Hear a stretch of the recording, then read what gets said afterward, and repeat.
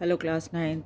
चलिए अब हम लोग फिर से poverty as a challenge chapter देखते हैं और देखते हैं कि इंटर स्टेट डिस्पैरिटी या एक एक राज्य और दूसरे राज्य के बीच में क्या फ़र्क है। Poverty in India also has another aspect of or dimension. गरीबी का भारत में एक और अलग रूप भी है.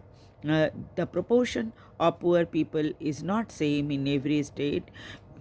हर राज्य में गरीबों की संख्या समान नहीं है. Although state level poverty has witnessed a secular decline from the level of early 70s, वैसे तो अर्ली 70s की तुलना में गरीबी बहुत कम हुई है राज्यों में. The success rate of reducing poverty varies from state to state. लेकिन एक स्टेट से दूसरे स्टेट के बीच में जो फ़र्क है, सफलता मिली है गरीबी हटाने में, वो उसमें बहुत ज़्यादा फ़र्क है, क्या कमी बेसी है. Recent estimates show while the all India head count ratio HCR was 21.9% in 2011-12, states like Madhya Pradesh, Assam, Uttar Pradesh, Bihar and Odisha have had above all poverty level. जहाँ तक कि गरीबी की बात है तो पहले की तुलना में अगर हम देखें तो मध्य प्रदेश, आसाम, उत्तर प्रदेश, बिहार और उड़ीसा जो हैं वो बाकी राज्यों से अलग हैं पॉवर्टी लेवल में. As the graph 3.2 show, Bihar and Orissa continue to be the poorest state with poverty ratio. अगर हम डाटा देखें तो पाएंगे कि पॉवर्टी रेशियो जो है वो बिहार और उड़ीसा में सबसे ज़्यादा है. यहाँ देखिए ये जो डाटा है दिखा रहे हैं आपको, ये जो राज्यों का डाटा आप देख रहे हैं इसमें देखिए बिहार में सबसे ज़्यादा गरीबी है और केरला में सबसे कम है. ये जो डाटा दे रखा है इसमें कई राज्यों की तुलना की गई है और देखा गया है कि बिहार, उड़ीसा सबसे ज़्यादा, आसाम सबसे ज़्यादा गरीब राज्यों में इनकी गिनती होती है. और जो राज्य संपन्न हैं उनमें केरला, हिमाचल प्रदेश और पंजाब है. तो Bihar and Orissa continue to be the two poorest state with poverty ratio. इनकी जो पॉवर्टी रेशियो है 33.7 एंड 32.6% है. Although with the rural poverty, urban poverty is also high in Orissa. जहाँ तक गरीबी की अगर बात की जाए तो उड़ीसा में गाँव में तो गरीबी है ही, शहरों में भी गरीबी है. Is also high in Orissa. Madhya Pradesh, Bihar, Uttar Pradesh, सिर्फ उड़ीसा में ही नहीं, मध्य प्रदेश, बिहार और उत्तर प्रदेश में भी गरीबी शहरों और गाँवों में भी समान रूप से है. In comparison there has been a significant decline in poverty in Kerala. लेकिन अगर हम तुलना करें तो देखेंगे कि बहुत ही साफ तौर पर बदलाव या कमी देखी गई है गरीबी की, ख़ास तौर पे Kerala, Maharashtra, Andhra Pradesh, Tamil Nadu, Gujarat and West Bengal states में. जैसे और Punjab, Haryana have traditionally succeeded in reducing poverty with the help of high agricultural growth rate. जबकि पंजाब और हरियाणा में खेती बाड़ी अच्छे से होने के कारण यहाँ की गरीबी बहुत कम हुई है. उन्होंने सफलता पा ली है, खेती के मदद से सफलता पा ली है अपनी गरीबी को दूर करने में. Kerala has focused more on human resource development. जहाँ तक केरला की बात है उन्होंने ह्यूमन रिसोर्स डेवलपमेंट यानी इंसानों के लिए उन्होंने बहुत कुछ किया है. क्या किया है उन्होंने? शिक्षा बहुत ज़्यादा है. आपको पता ही है ना कि केरला जो है वो भारत का सबसे शिक्षित राज्य है, सबसे एजुकेटेड राज्य है ना. इसलिए जब हम ज़्यादा फोकस अपने नागरिकों के ऊपर करते हैं और उनकी उनको डेवलप करने की कोशिश करते हैं, तो उसको ह्यूमन रिसोर्स डेवलपमेंट कहा जाता है। ठीक है। In West Bengal land reform measure have help in reducing poverty. और अगर वेस्ट बंगाल की बात करें तो वेस्ट बंगाल में गरीबी में कमी इसलिए आई है कि वहाँ पर ज़मीनी सुधार बहुत ज़्यादा हुए, लैंड रिफॉर्म खेतों में बहुत ज़्यादा किया गया है। In Andhra Pradesh and Tamil Nadu, public distribution of food grain could have been responsible for the improvement।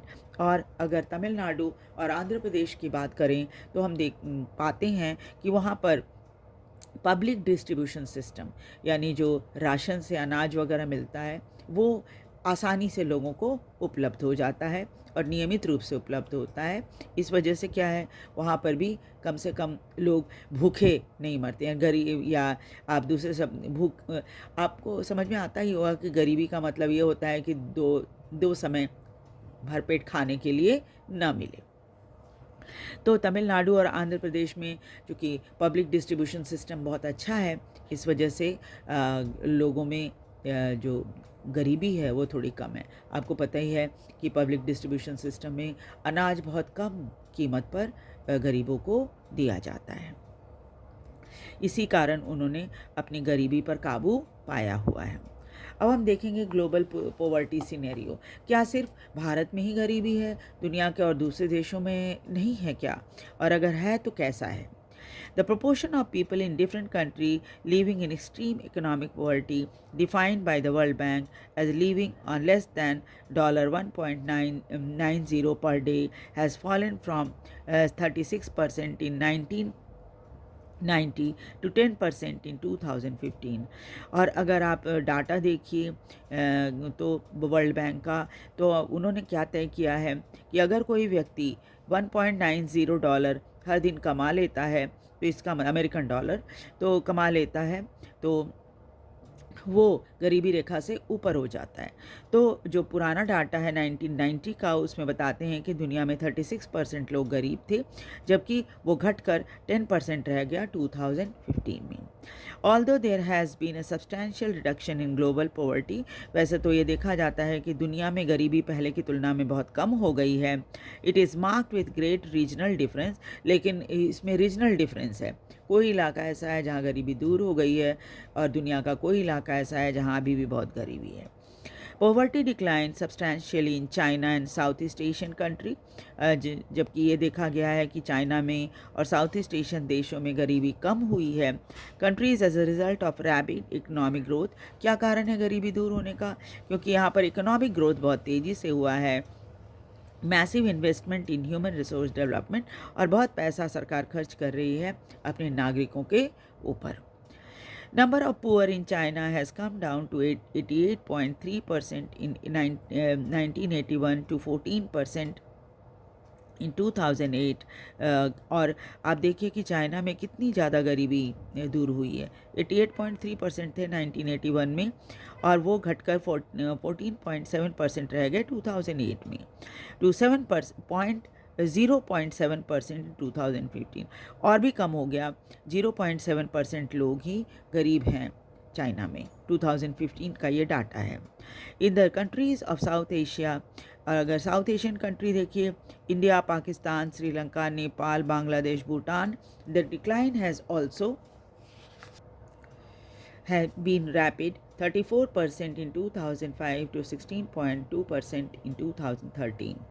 और इन सभी देशों का जिसका नाम हमने पहले पढ़ा, भारत, पाकिस्तान, नेपाल, भूटान, बांग्लादेश, तो इन सभी जगहों पे 34% था गरीबी 2005 में, वो घटकर 16.2% रह गया 2013 में। With the decline in the percentage of poor, जहाँ तक गरीबों की संख्या में कमी आई है, the number of poor has also declined significantly from 510.4 million in 2005 to 274.5 million in 2013। ये देखा गया है कि गरीबों की संख्या भी कम हो गई है। जैसे 0.4 मिलियन लोग 2005 में गरीब थे, जबकि घटकर वो 274.5 मिलियन रह गए 2013 में। Because of the of different poverty line definition, poverty in India is also shown higher than the national estimate. लेकिन कई जगह जहाँ पॉवर्टी लाइन की डेफिनीशन अलग है, गरीबी भारत में देखी गई तो एस्टिमेट देखा जाए, अगर नेशनल एस्टिमेट, तो देखा गया है भारत में गरीबी अभी भी है, हाई है। In sub-Saharan Africa, poverty in fact declined from 51% in 2005 to 41% in 2044, 41% in 2015। अब जहाँ तक आप अफ्रीका की बात करो तो वहाँ पर गरीबी पहले 51% थी 2005 में, वो घटकर 41% रह गई 2015 में। In Latin America, the ratio of poverty has also declined from 10% in 2005 to 4% in 2015। और ये देखा गया है कि लैटिन अमेरिका में भी गरीबी दूर हुई है। 10% 2005 में गरीब थे, जबकि 4% रह गए 2015 में। Poverty has also resurfaced in some of the former socialist countries like Russia, where officially it was non-existent earlier। अब क्या है, गरीबी कई ऐसे जो ये हैं देश कम्युनिस्ट कंट्री हैं, वहाँ सोशलिस्ट कंट्री हैं, वहाँ पहले गरीबी दिखाई भी नहीं पड़ती थी, लेकिन उसके बाद जब यूएसएसआर टूट के अलग हो गया तो रशिया में अब देखते हैं कि जहाँ पहले बिल्कुल ही गरीबी नहीं दिखाई पड़ती थी, अब दिखने लगी है। Table 3.2 shows the proportion of people living under poverty in different countries as defined by the International Poverty Line। और अब 3.2 डाटा अगर आप देखो, यहाँ पर सामने में ही है आपके, ये देखिए, ये जो 3.2 डाटा है इसमें दिखा रहे हैं कि गरीबी रेखा से नीचे रहने वाले लोगों की संख्या क्या है, यानी कि इंटरनेशनल पॉवर्टी लाइन के हिसाब से ये देश कहाँ पर हैं दुनिया में।